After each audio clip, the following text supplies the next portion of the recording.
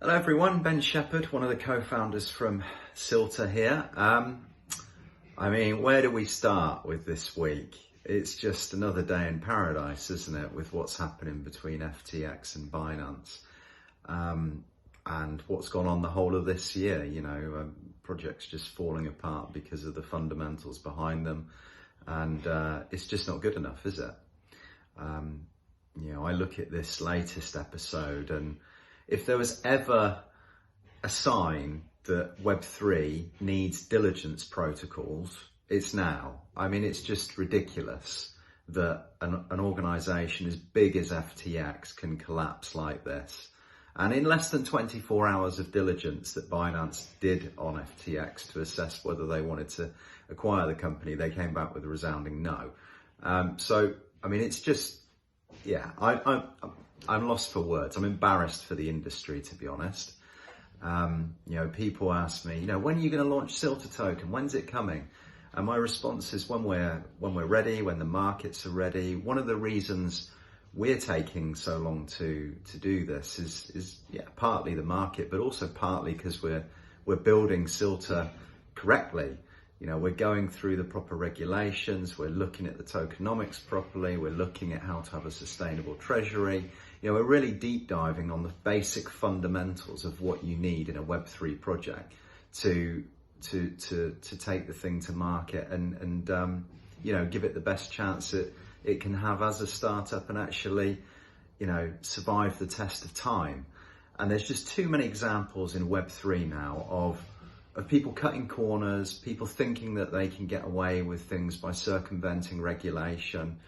It's just not good enough. I'm getting quite pissed off with it, to be honest, because there's some projects in this industry that want to make a real difference in the world, that are looking to solve real problems and actually care about the retail investors that invest into their protocols. They actually care about the people that are putting their investment into their projects, and the ramifications of what could happen if things go wrong. But it's just a bit of a joke now with some of these projects, and I find it quite disgusting, quite frankly. We're unaffected by this. It hasn't affected us, what's happened now with FTX. I hope actually it accelerates regulation even more in the space so that we can weed out actors that aren't doing what they should be doing properly. But ultimately for Silta, we continue as planned. We're on product development. We are in due diligence with We Energy on their really amazing solar project that they're trying to get constructed out in the Philippines.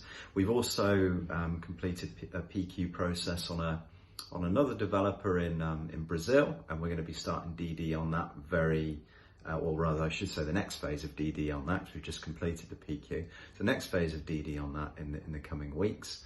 So things continue as planned for us. I'm happy with the progress in the team and on product development, on due diligence.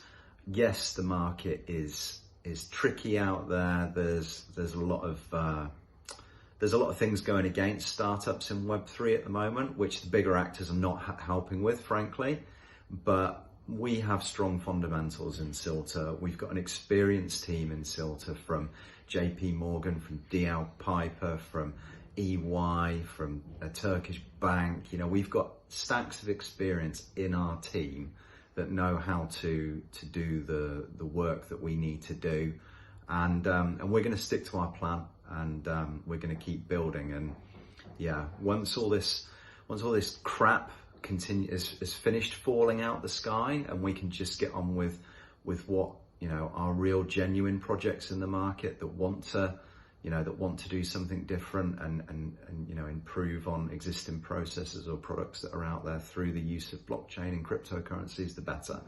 But from my point of view, it's business as usual for us. We're unaffected. We continue as is, and I'm really proud of my team.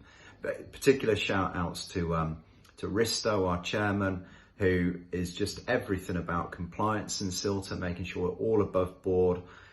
Big shout out to Stanley, one of our co-founders, who's a lawyer.